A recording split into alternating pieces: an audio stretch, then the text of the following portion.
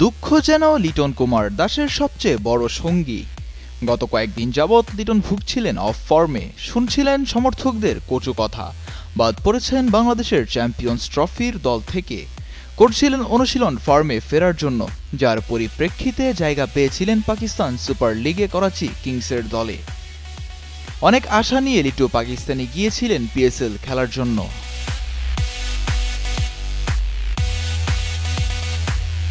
তবে লিটনের বাদ সাধল অন্য জায়গায়। পিএসএল এর এক ম্যাচও না খেলে দেশে ফিরে আসতে হচ্ছে লিটন দাসকে। কথিত রয়েছে যে অনুশীলনের সময় হাতে ইনজুরির কারণে পিএসএল থেকে ছিটকে গেছেন লিটন কুমার দাস। ফেসবুক পোস্টে লিটন লিখেছেন, আশা করি আপনারা সবাই ভালো আছেন। আমি করাচি কিংসের হয়ে পিএসএলে খেলতে সত্যিই মুখিয়েছিলাম, কিন্তু সর্বশক্তিমান অন্য পরিকল্পনা করে রেখেছিলেন। একটি অনুশীলন সেশনে গিয়ে আমি আঙ্গুলে আঘাত পেয়েছি।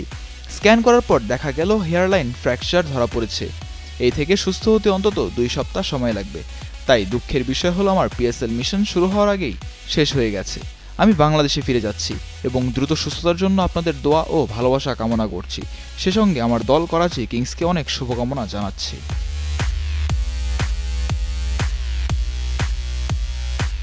সত্যি পিএসএল খেলার জন্য মুখিয়েছিলেন লিটন।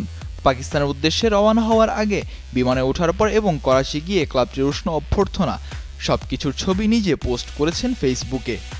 আইপিএলে খেলার অভিজ্ঞতা থাকলেও পিএসএলে এবারই প্রথম খেলতে গিয়েছিলেন লিটন।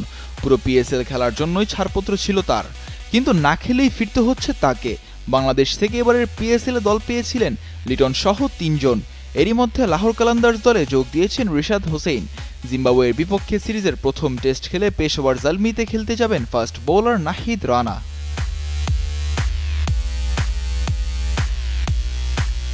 পাকিস্তান সুপার লিগে গিয়ে মাঠেই নামতে পারলেন না বাংলাদেশের ওপেনার লিটন দাস। করাচি কিংসের হয়ে মাঠে নামার আগেই দেশে ফিরে আসতে হচ্ছে তাকে। অনুশীলনে গিয়ে আঙ্গুলে চোট পেয়েছেন তিনি। আগামী 2 সপ্তাহ মাঠের বাইরে থাকতে হবে লিটন দাসকে। মিজানুর রশিদ, কালের কণ্ঠ স্পোর্টস।